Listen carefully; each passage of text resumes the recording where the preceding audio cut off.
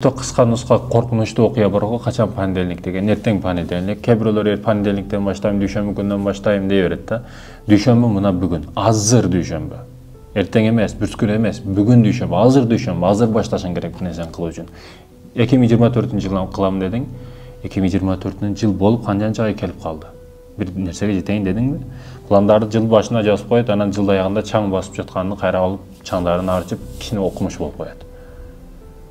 Кайра ушул система айлана берет да. Жок, 2024 соңга жашооңду өзгөртө турган 2024 жыл үчүн 2024 үчүн 4 эреже ушул нерселерди аткарсаң, Кудайым буйрса, башкалардыкында болду өзгөрүү, башкалар айтып атат, мактанып атат, менде өзгөрүү болду дегенден сага да айтып атам, булар башка жылдарда кылган.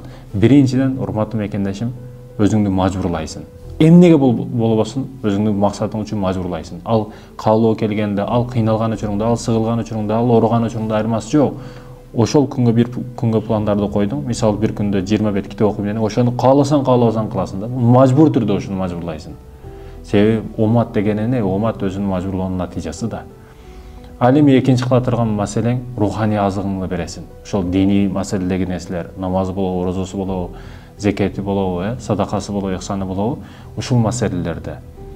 Бул бир гана динибиз ушул ибадаттарды эмес, андан сырткары бардык максатың Аллах үчүн боло турган болсо, башка жүргөн турганың дагы ибадат болуп эсептелет. Кудайдан коркосуң деген маселе да.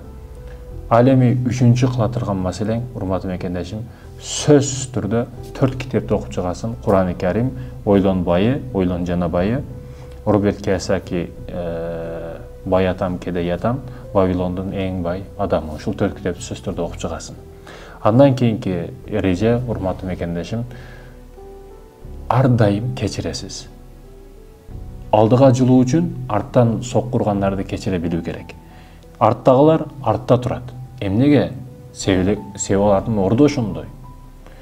Жүзүңүзгө айта албайбы? Артыңыздан сүйлөп атабы? Демек сиз чыгып атасыз чокуга.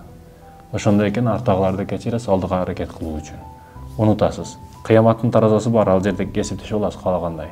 Бирок азыр аларга лагды боло турган учур эмес, өч алам, куам, өлтүрөм, башканын учур эмес, азыр жалаң гана максатка жетип алдыга аракет кылуунун учуру.